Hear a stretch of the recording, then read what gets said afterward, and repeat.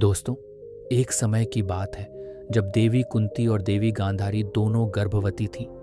जब देवी कुंती ने अपने पुत्र को जन्म दिया तो आकाशवाणी हुई कि यह बालक धर्मात्मा, सत्यवादी और पृथ्वी का महान शासक होगा।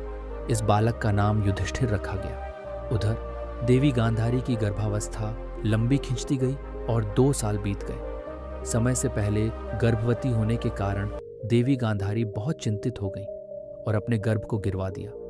गर्भ से लोहे के गोले जैसा मांस का पिंड निकला।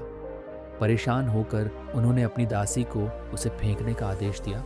महर्षि व्यास अपनी योग दृष्टि से यह सब देख रहे थे और समय रहते गांधारी के पास पहुंच गए। उन्होंने गांधारी से 101 घी के कुंड बनवाने को कहा और मांस के पिंड पर ठंडा जल छिड़कने का निर्देश दिया।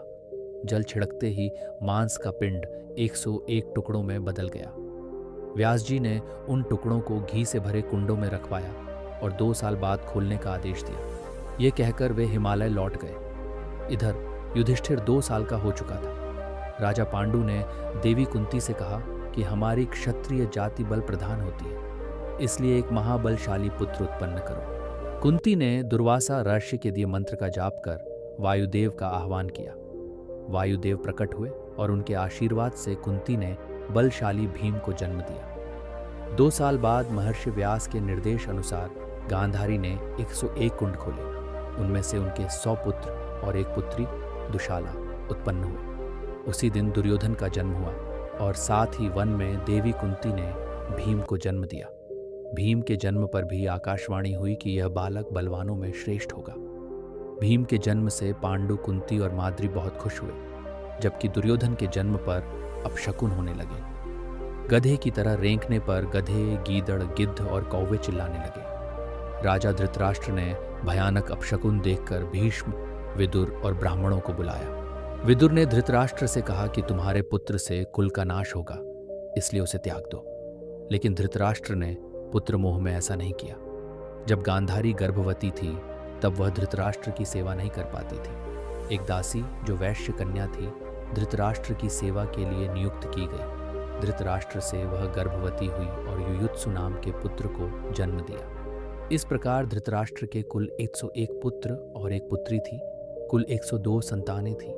एक दिन राजा पांडु और देवी कुंती अपने आश्रम के बाहर बैठे वार्तालाप कर रहे थे। भीम देवी कुंती की गोद में सो रहा था। तभी एक बाघ भागता हुआ आश्रम में आ गया। बाघ को देखकर कुंती घबरा गई और उठकर भाग गई।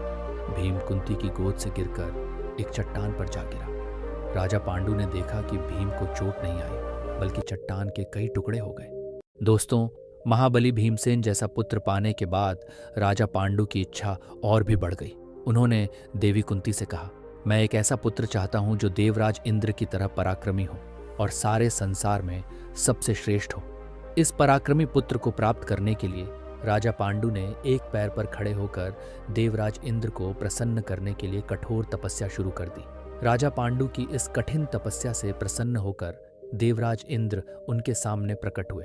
उन्होंने राजा पांडु को वरदान दिया कि वे संसार का सबसे श्रेष्ठ पुत्र प्रदान करेंगे। राजा पांडु ने जब ये वरदान सुना तो उनकी खुशी का ठिकाना नहीं रहा। वे तुरंत अपनी पत्नी कुंती के पास पहुंचे और उनसे कहा कि वे महर्षि दुर्वासा द्वारा दिए गए मंत्र का जप करके देवराज इंद्र का आह्वान करें। पति की आज्ञा का पालन करते हुए देवी कुंती ने मंत्र का जप किया और देवराज इंद्र को आह्वान किया। मंत्र के प्रभाव से देवराज इंद्र को देवी कुंती के सामने प्रकट होना पड़ा। उन्होंने कुंती की पुत्र की इच्छा को पूर्ण किया और इस प्रकार कुंती एक बार फिर से गर्भवती हो गई। समय पूरा होने पर देवी कुंती ने एक तेजस्वी और यशस्वी बालक अर्जुन को जन्म दिया। अर्जुन के जन्म के समय आकाशवाणी हुई कि यह बालक भगवान शंकर के समान पराक्रमी और देवराज इंद्र के समान अपराजित होगा। भगवान शंकर इस बालक के पराक्रम से प्रसन्न होकर इसे अपने दिव्य अस्त्र प्रदान करेंगे।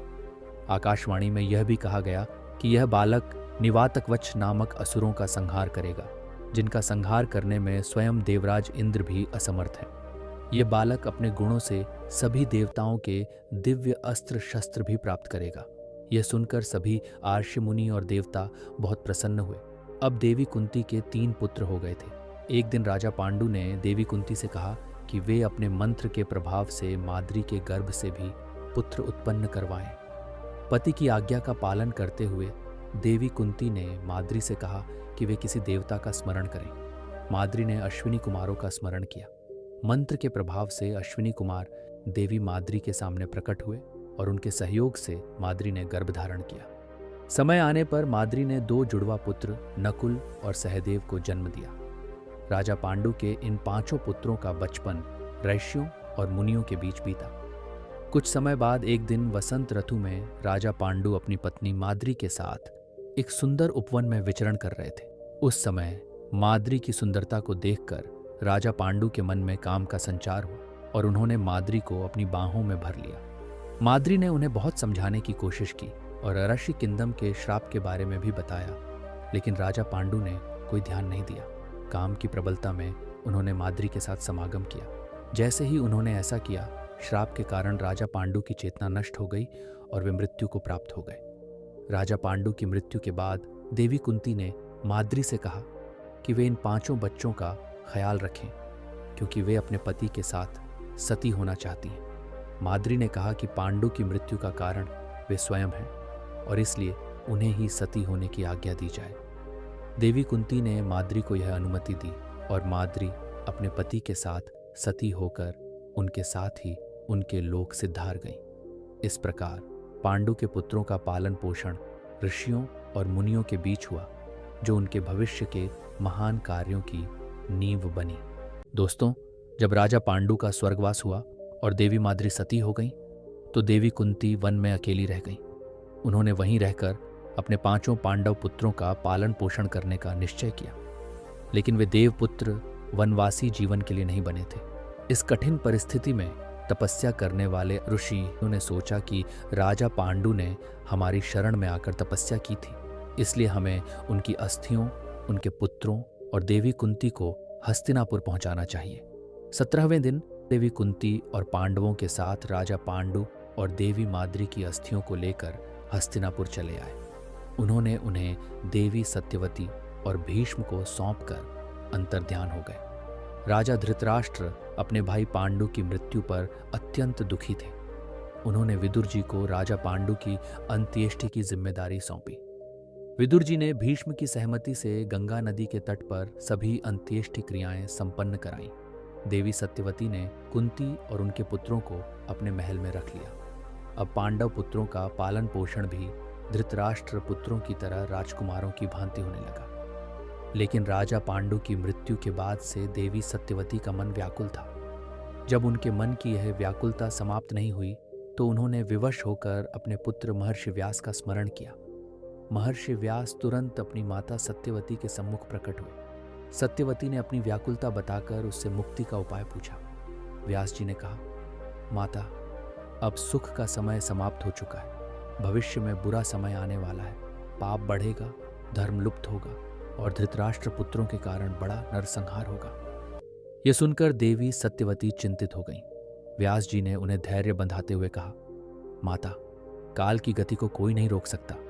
आपको इस राजसी सुखों का त्याग करके वन में जाकर योगिनी का जीवन व्यतीत करना चाहिए।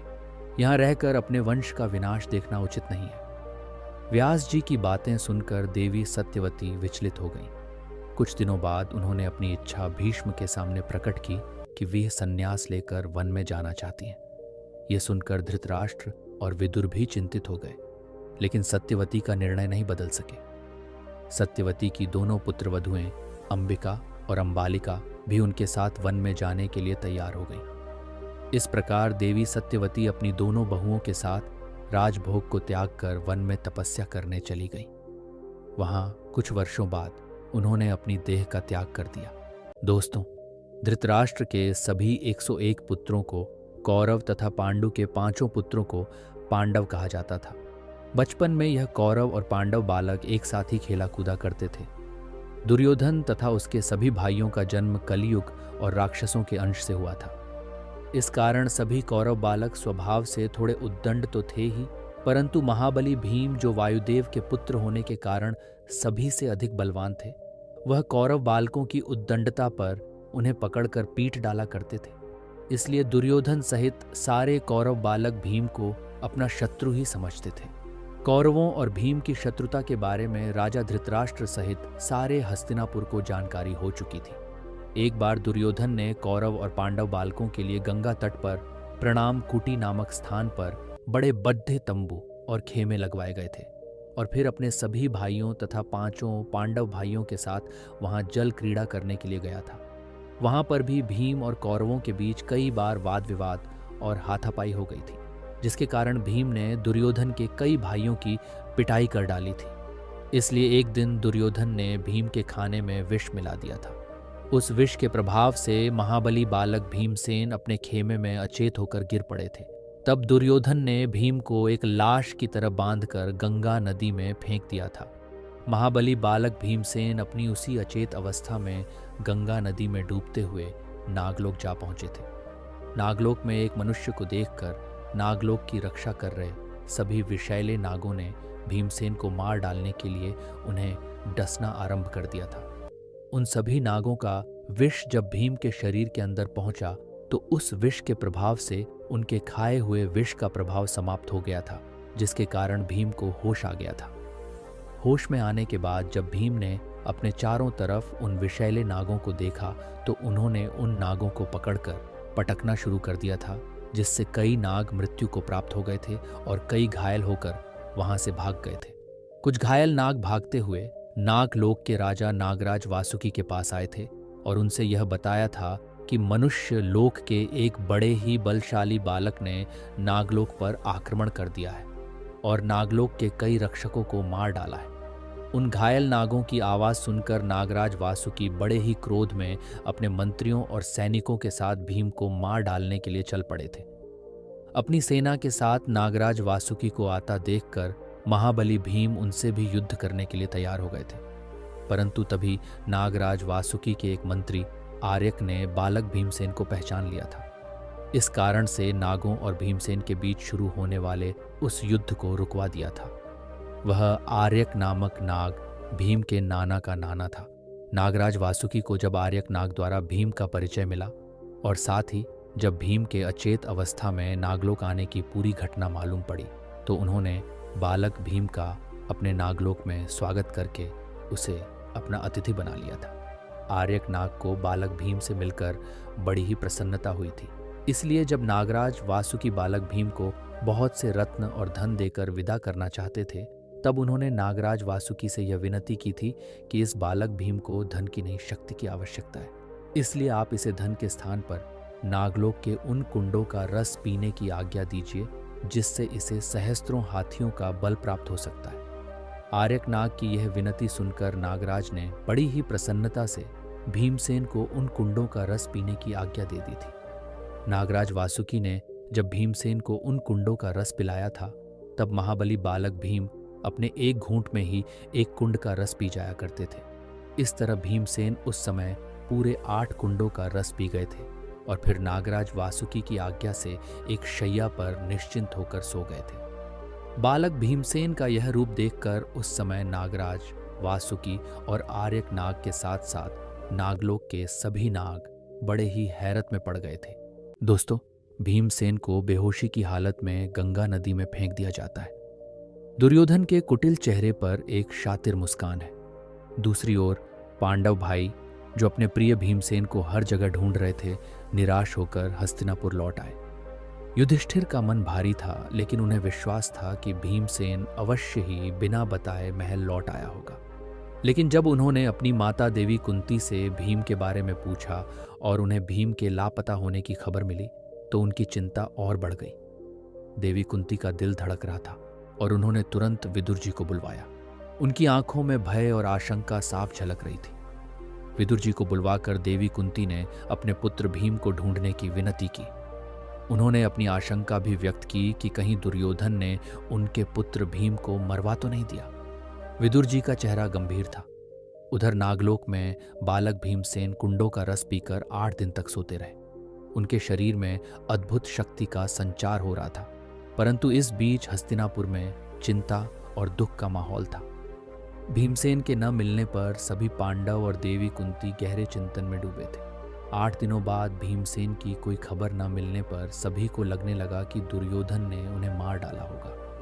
हस्तिनापुर में सब इस बात की दबी जुबान में चर्चा कर रहे थे, परंतु किसी के पास कोई प्रमाण नहीं था।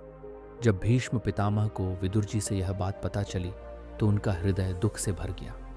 उन्होंने कहा, यह दुष्ट दुर्योधन अवश्य ही कुल का नाश कर डालेगा। नागलोक में जब भीमसेन सोकर उठे तो उन्हें अपने 8 दिनों तक सोने की बात सुनकर बड़ा आश्चर्य हुआ। नागों ने उन्हें बताया कि अब उनका बल 10,000 हाथियों के बराबर हो गया है।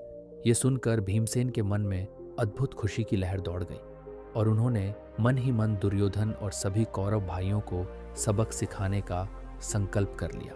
फिर भीमसेन के नाना आर्यकनाग और नागराज वासुकी ने भीम को दिव्य जल से स्नान करवाकर श्वेत वस्त्र धारण करवाए।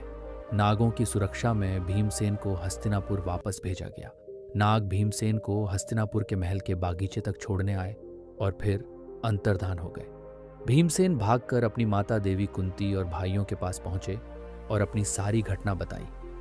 अपनी माँ देवी कुंती और भाइयों से मिलने पर भीमसेन ने अपनी आप बीती सुनाई। उन्होंने बताया कि कैसे नागलोक में उन्होंने अद्भुत शक्ति प्राप्त की और अब वे दुर्योधन के सभी षड्यंत्रों का सामना करने के लिए तैयार हैं। देवी कुंती और युधिष्ठिर ने भीमसेन से कहा कि वे इस घटना को किसी और को न बताएं। इस बीच दुर्योधन को जब यह पता चला कि भीमसेन जीवित हैं तो वह हैरान रह गया और उसने फिर से भीम को मारने के षड्यंत्र रचने शुरू कर दिए। एक बार फिर दुर्योधन ने अपने षड्यंत्र के चलते भीम के प्रिय सारथी को गला घोंटकर मार डाला। तब विदुर जी ने पांडव भाइयों से चुप रहने के लिए कहा। इस बार दुर्योधन और शकुनी ने मिलकर भीम के भोजन में विष मिला दिया। जब युयुत्सु को यह बात पता चली तो वह भागकर पांडवों को सूचित करने आया, परंतु तब तक भीमसेन विषयुक्त भोजन कर चुके थे। लेकिन भीम ने उस विष को बड़ी आसानी से पचा लिया और उसे कुछ भी विकार नहीं हुआ। इसके बाद दुर्योधन और शकुनी ने मिलकर भीम को मार डालने के कई प्रयास किए, लेकिन पांचों पांडव भाई विदुर जी की सलाह मानकर चुप ही बने रहे। कुछ दिनों बाद जब सभी कौरव और पांडव भाई थोड़े और बड़े हुए तो राजा धृतराष्ट्र ने भीष्म पितामह से परामर्श करके सभी को धनुर्वेद की शिक्षा प्राप्त करने के लिए कृपाचार्य जी का शिष्य बना दिया। दोस्तों, महर्षि गौतम के एक पुत्र थे। महर्षि शार्दूल कहा जाता है। आर्षि शार्दूल बाणों के साथ ही पैदा हुए थे। इस कारण महर्षि शार्दूल का जितना मन धनुर्वेद में लगता था उतना मन उनका वेदाभ्यास में नहीं लगता था। धनुर्वेद से लगाव होने के कारण महर्षि शार्दूल ने तपस्या करके सभी दिव्य अस्त्र शस्त्र प्राप्त करना चाहते थे। महर्षि शार्दूल की धनुर्वेद में यह निपुणता और अस्त्र शस्त्र प्राप्त करने के लिए उनकी की जाने वाली तपस्या को देखकर देवराज इंद्र बहुत ही भयभीत हो गए थे। उन्हें यह भय सताने लगा था कि कहीं महर्षि शार्दूल अपने इस पराक्रम का उपयोग उनके ही विरुद्ध ना कर दें। इस कारण देवराज इंद्र ने जानपदी नाम की एक खूबसूरत देवकन्या को महर्षि शार्दूल की तपस्या भंग करने के लिए पृथ्वी पर भेजा। देवकन्या जानपदी महर्षि शार्दूल के आश्रम में आकर उनको अपने कामुक हाव भाव से लुभाने लगी थी। जानपदी के उन कामुक हाव भाव को देखकर महर्षि शार्दूल के शरीर में भी कपकपी आने लगी थी। इसलिए उसकी कामुक अवस्था को देखकर उनके धनुष बाण उनके हाथों से गिर गए थे। परंतु तपस्वी शार्दूल ने बहुत जल्द ही अपनी उन दुर्भावनाओं पर नियंत्रण पा लिया था। लेकिन महर्षि शार्दूल के मन में काम विकार तो उत्पन्न हो ही चुका था। इस कारण अनजाने में ही महर्षि शार्दूल का शुक्रपात हो गया था। महर्षि शार्दूल का वह वीर्य सरकंडों पर जाकर गिरा था, इसलिए वह वीर्य सरकंडे से कटकर 2 भागों में विभक्त हो गया था, जिससे उस वीर्य के उन दोनों भागों से एक कन्या और एक पुत्र की उत्पत्ति हुई थी। महर्षि शार्दूल तो उसी समय ही देवकन्या जानपद के कारण अपने उस आश्रम को छोड़कर चले गए थे और महर्षि शार्दूल के जाने के बाद देवकन्या पति भी अपने देवलोक चली गई थी। इस कारण महर्षि शार्दूल के वीर्य से उत्पन्न हुए उनके पुत्र और पुत्री वहीं पर पड़ी डिडियचे रहे थे।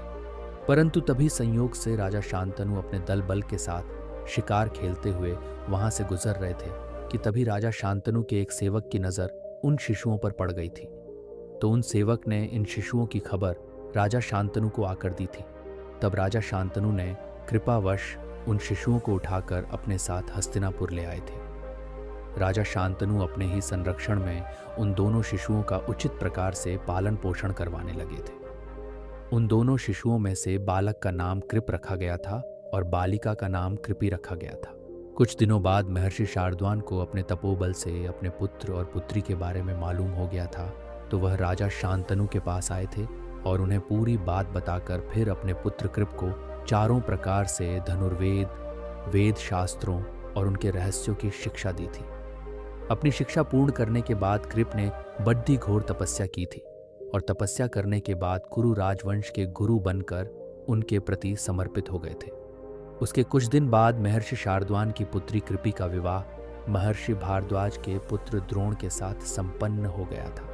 गुरु कृपा कौरवों और पांडवों दोनों बालकों को समान रूप से धनुर्वेद की शिक्षा देने लगे थे और सभी बालक बड़ा ही मन लगाकर उनसे धनुर्वेद की शिक्षा प्राप्त कर रहे थे।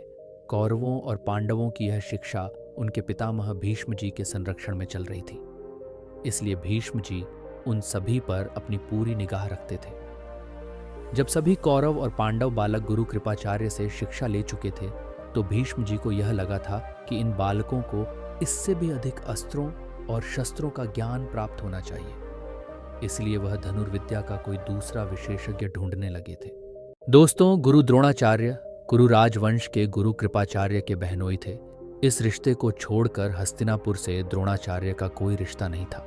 हस्तिनापुर आने से पहले द्रोणाचार्य गंगाद्वार नामक स्थान पर अपने आश्रम में रहकर तपस्या किया करते थे और वहीं गंगा नदी के तट पर ही द्रोणाचार्य की उत्पत्ति हुई थी। द्रोणाचार्य महर्षि भारद्वाज के पुत्र थे, परंतु उनकी कोई मां नहीं थी। द्रोणाचार्य के जन्म से पहले एक बार उनके पिता महर्षि भारद्वाज अपने गंगाद्वार के आश्रम में एक यज्ञ कर रहे थे। एक दिन महर्षि भारद्वाज सभी आर्षियों के साथ गंगा नदी में स्नान करने के लिए आए थे कि तभी उनकी नज़र गंगा स्नान करके निकलती हुई एक अप्सरा धृताशी पर पड़ गई थी। भीगे हुए वस्त्रों में लिपटी धृताशी को देखकर महर्षि भारद्वाज के मन में काम वासना जाग उठी थी। इस कारण महर्षि भारद्वाज का वीर्य स्खलित हो गया था। महर्षि भारद्वाज को अपने वीर्य के स्खलित होने का पहले से ही आभास हो गया था। इस कारण उन्होंने अपने उस वीर्य को द्रोण नामक एक यज्ञ पात्र में सुरक्षित रख दिया था। इसी द्रोण नामक यज्ञ पात्र में जब महर्षि भारद्वाज के उस वीर्य से एक शिशु उत्पन्न हुआ, तो उस शिशु का नाम ही द्रोण रख दिया गया था। द्रोण का पालन पोषण और उनकी शिक्षा अपने पिता महर्षि भारद्वाज के आश्रम में ही संपूर्ण हुई थी। जिस समय द्रोण की उत्पत्ति हुई थी, उसी समय महर्षि भारद्वाज के मित्र राजा प्रसद के यहाँ भी द्रुपद नामक एक पुत्र का जन्म हुआ था। राजा प्रसद ने अपने पुत्र द्रुपद को शिक्षा प्राप्त करने के लिए महर्षि भारद्वाज के ही आश्रम में भेज दिया था। द्रोण और द्रुपद दोनों साथ ही शिक्षा प्राप्त कर रहे थे। इस कारण उन दोनों के बीच बड़ी गहरी मित्रता हो गई थी। इसलिए द्रुपद ने उस समय द्रोण से यह कहा था कि मित्र, जब मैं राजा बनूंगा तो तुम मेरे पास मेरे राज्य में ही रहना। समय व्यतीत होने पर जब राजा प्रसद का स्वर्गवास हो गया तो द्रुपद उत्तर पांचाल देश के राजा बन गए थे, परंतु महर्षि भारद्वाज के ब्रह्मलीन होने पर द्रोण अपने आश्रम में रहकर तपस्या करने लगे थे। कुछ समय बाद द्रोण ने ऋषि शरद्वान की पुत्री तथा कृपाचार्य की बहन कृपि के साथ विवाह कर लिया था। कृपि के गर्भ से द्रोण को अश्वत्थामा नाम का एक पुत्र प्राप्त हुआ था। कहते हैं जन्म के समय अश्वत्थामा के मुख से अश्व के समान आवाज आई थी, यानी उसने अश्व के समान स्थान अर्थात शब्द किया था, इसलिए उसका नाम अश्वत्थामा रख दिया गया था। अश्वत्थामा के जन्म के समय ही द्रोण को यह खबर मिली थी कि भगवान परशुराम अपना सर्वस्व ब्राह्मणों को दान कर रहे हैं, तो वह भगवान परशुराम से धनुर्वेद संबंधी ज्ञान प्राप्त करने के लिए चले गए थे। भगवान परशुराम से दिव्यास्त्रों और शास्त्रों को प्राप्त करने के बाद द्रोण जब अपने आश्रम पर वापस आए तो उन्हें यह देखकर बड़ा दुख हुआ था कि उनका पुत्र अश्वत्थामा दूसरे अर्षियों पुत्रों को दूध पीता हुआ देखकर दूध पीने के लिए मचल रहा है। ये देख द्रोण कई जगह पर एक दूध देने वाली गाय मांगने के लिए गए, परंतु उन्हें कहीं भी दूध देने वाली गाय नहीं मिल पाई। द्रोण जब निराश होकर अपने आश्रम पर लौट रहे थे तो उन्होंने देखा कि दूसरे अर्ष्य पुत्र उनके पुत्र अश्वत्थामा को आटे का घोल दूध कहकर पिला रहे हैं और अश्वत्थामा उस आटे के घोल को पीकर खुश होकर नाचता हुआ ये कह रहा है कि मैंने दूध पी लिया।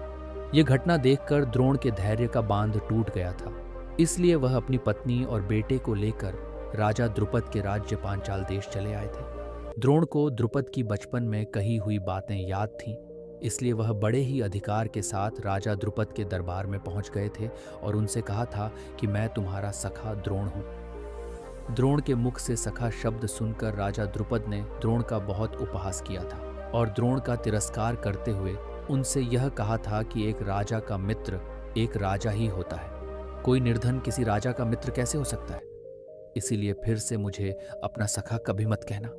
द्रुपद के इस तिरस्कार से द्रोण का कलेजा जल उठा था, इसलिए वह मन ही मन द्रुपद के इस अहंकार को मिटाने का संकल्प करके क्रोध में भरकर वहां से चले गए में थे।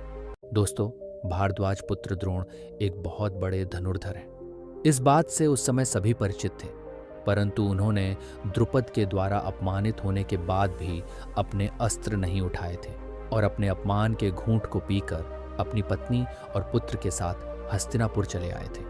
हस्तिनापुर आकर द्रोण ने कुछ दिनों तक अपनी पत्नी के भाई कृपाचार्य के घर में निवास किया था।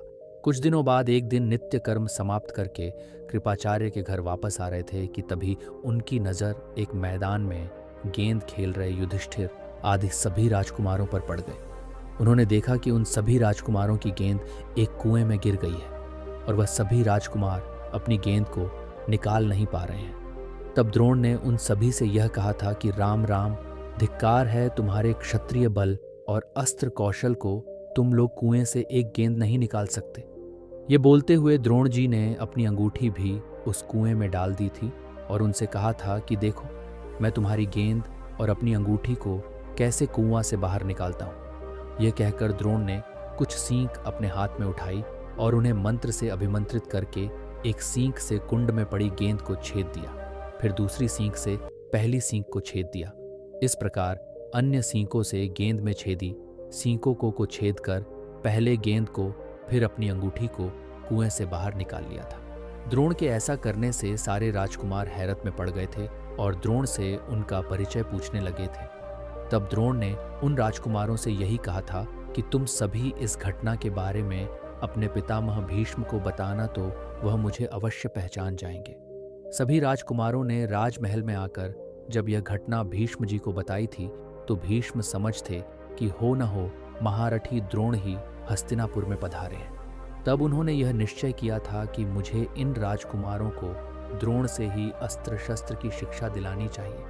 इसलिए वह स्वयं ही जाकर द्रोण को अपने साथ लिवा लाए थे और उनका खूब स्वागत सत्कार किया था और फिर उन्हें रहने के लिए एक बद्धा सा भवन और बहुत सा धन देकर सभी कौरव और पांडव राजकुमारों को शिक्षा देने की जिम्मेदारी उन पर सौंप दी थी। इस प्रकार धृतराष्ट्र और पांडु के सभी पुत्र द्रोणाचार्य से शिक्षा प्राप्त करने लगी थी। द्रुपद द्वारा हुए अपने अपमान को द्रोणाचार्य भुला नहीं पा रहे थे। इस कारण उन्होंने एक बार अपने सभी शिष्यों से यह कहा था कि मेरे मन की एक इच्छा है, अस्त्र शिक्षा समाप्त होने के बाद तुम सबको मेरी इच्छा पूर्ण करनी होगी।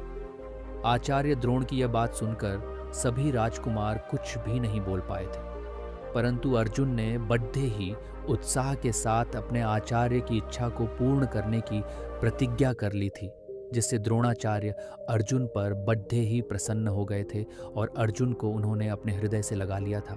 आचार्य द्रोण से कौरव और पांडव राजकुमारों सहित दूसरे देशों के कई यदुवंशी राजकुमार, कई दूसरे राज्यों के राजकुमार और सूत पुत्र कर्ण भी शिक्षा प्राप्त कर रहे थे। इन सभी शिष्यों के साथ ही द्रोणाचार्य का पुत्र अश्वत्थामा भी शिक्षा प्राप्त कर रहा था, परंतु आचार्य द्रोण के उन सभी शिष्यों में अर्जुन ही सबसे सर्वश्रेष्ठ थी।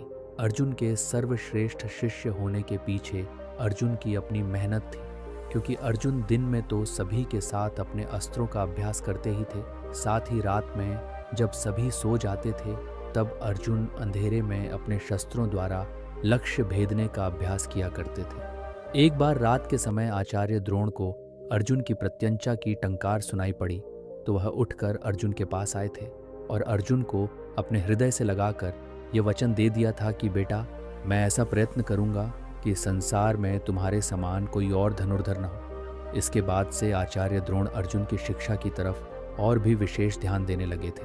दोस्तों, एक दिन निषादपति हिरण्यधनु का पुत्र एकलव्य, जो कि स्वयं एक बहुत बड़ा धनुर्धर था, वह धनुर्वेद की उच्च शिक्षा प्राप्त करने के लिए द्रोणाचार्य जी के पास उनका शिष्य बनने के लिए आया था। परंतु उस समय द्रोणाचार्य जी ने एकलव्य से यह कहकर उसे अपना शिष्य बनाने से इनकार कर दिया ने था कि वह सिर्फ राजकुमारों को ही शिक्षा प्रदान करते हैं और तुम एक निषाद पुत्र हो, इसलिए तुम्हें मैं अपना शिष्य नहीं बना सकता हूं।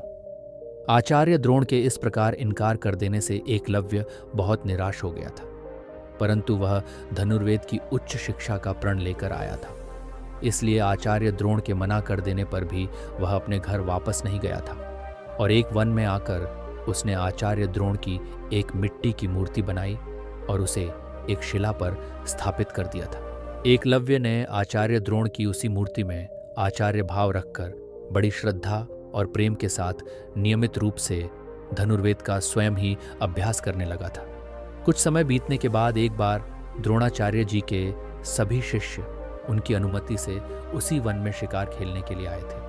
एक सेवक और एक कुत्ता भी उन शिष्यों के साथ उस वन में आया था। वहां में कुत्ता जंगल में घूमता हुआ उस स्थान पर पहुंच गया जहां एकलव्य अपने बाणों का अभ्यास कर रहा था। जटाधारी तथा मैले कुचैले एकलव्य को देखकर वह कुत्ता उस पर भौंकने लगा था। कुत्ते के इस प्रकार भौंकने से एकलव्य की एकाग्रता भंग हो रही थी, इसलिए उसने कुत्ते को चुप कराने के लिए खींचकर अपने 7 बाण उस कुत्ते पर चलाए थे।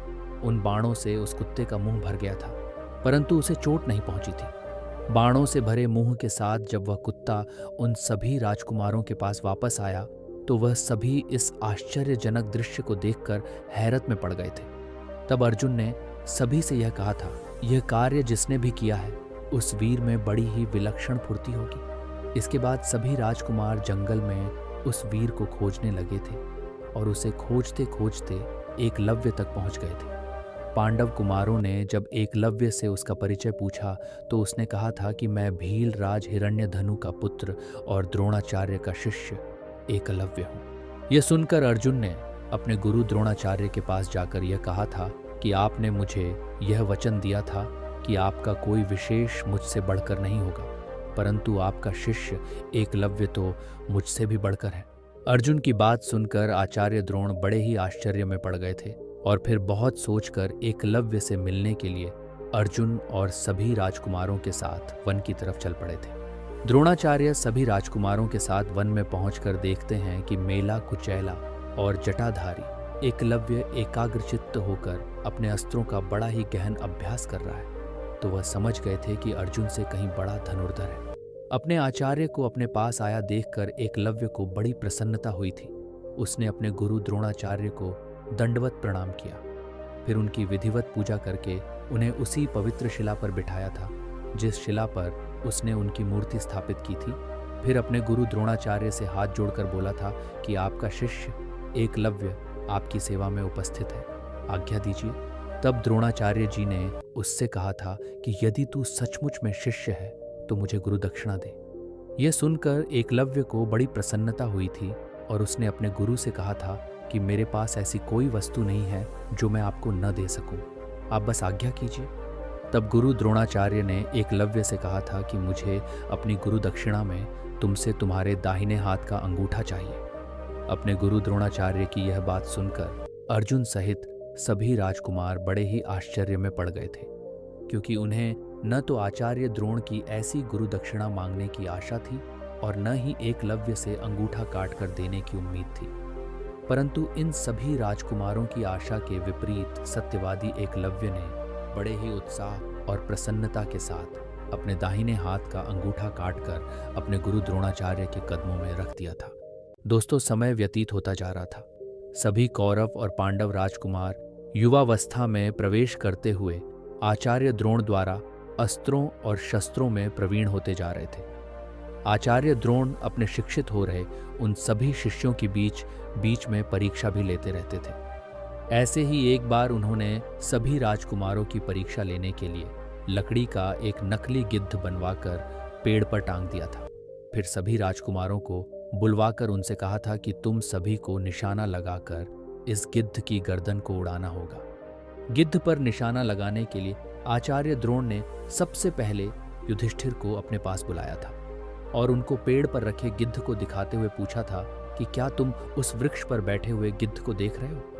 युधिष्ठिर ने कहा था कि हाँ, मैं गिद्ध को देख रहा हूं। तब द्रोण ने युधिष्ठिर से यह प्रश्न किया था कि क्या तुम उस वृक्ष को मुझे और अपने भाइयों को भी देख रहे हो? तब युधिष्ठिर ने बड़े ही उत्साह के साथ यह उत्तर दिया था कि हाँ, मैं उस वृक्ष को, आपको और अपने भाइयों को भी देख रहा हूं। युधिष्ठिर का यह जवाब सुनकर आचार्य द्रोण बड़े खींचकर युधिष्ठिर को झिड़कते हुए यह बोले थे कि हट जाओ, तुम यहां निशाना कभी नहीं लगा सकते हो। इसके बाद आचार्य द्रोण ने दुर्योधन आदि सभी राजकुमारों को एक एक करके अपने पास बुलाया था और सभी से इसी प्रकार के प्रश्न किए थे कि तुम्हें गिद्ध को छोड़कर और क्या दिख रहा है? तो सभी ने उसी प्रकार का ही उत्तर दिया था जिस प्रकार का उत्तर युधिष्ठिर ने दिया था। इसलिए द्रोणाचार्य जी ने क्रोध में सभी राजकुमारों को झिड़क कर अपने पास से भगा दिया था। अंत में आचार्य द्रोण ने अर्जुन को अपने पास बुलाया था और उससे भी सभी की तरह यही कहा था कि तुम अपने धनुष पर बाण चढ़ाकर अपना निशाना साधो। तब अर्जुन ने पेड़ पर रखे उस लकड़ी के गिद्ध पर अपने बाण से निशाना साधा। तो आचार्य द्रोण ने अर्जुन से भी पूछा, क्या तुम इस वृक्ष को, गिद्ध को और मुझे देख रहे हो? तो अर्जुन ने उत्तर दिया था कि गुरुजी, मुझे गिद्ध के अतिरिक्त और कुछ भी नहीं दिख रहा है। तब आचार्य द्रोण ने अर्जुन से यह प्रश्न किया था कि ठीक है, यह बताओ कि इस गिद्ध की आकृति कैसी है?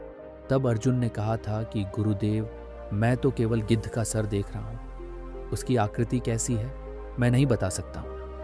अर्जुन का यह उत्तर सुनकर आचार्य द्रोण का रोम रोम आनंद की बाण से पुलकित हो गया था और वह बड़े प्रसन्न होकर अर्जुन से बोले थे कि यह निशाना सिर्फ तुम ही लगा सकते हो, और उन्होंने अर्जुन को बाण चलाने की आज्ञा दे दी थी। तब अर्जुन ने अपने एक ही बाण से उस गिद्ध के सर को काटकर पृथ्वी पर गिरा दिया था। धनुर्वेद के प्रति अर्जुन के इस समर्पण को देखकर आचार्य द्रोण ने अपने मन में यह निश्चय कर लिया था कि उनका शिष्य अर्जुन ही उनके शत्रु राजा द्रुपद से उनके अपमान का बदला ले सकेगा। इसलिए वह बार बार अर्जुन की परीक्षा लेते रहती थी और अर्जुन अपने गुरु के लिए सभी परीक्षाओं में सफलता प्राप्त करता जाता था। इसी प्रकार एक दिन अपने सभी शिष्यों के साथ आचार्य द्रोण गंगा नदी में स्नान कर रहे थे कि तभी पानी के अंदर एक मगरमच्छ ने आचार्य द्रोण के पैर को पकड़ लिया था। द्रोणाचार्य अपने आप को उस मगरमच्छ से मुक्त करा सकते थे, परंतु उन्होंने ऐसे समय पर फिर अपने सभी शिष्यों की परीक्षा लेते हुए उनसे कहा कि इस मगरमच्छ को मारकर मुझे इससे मुक्त कराओ।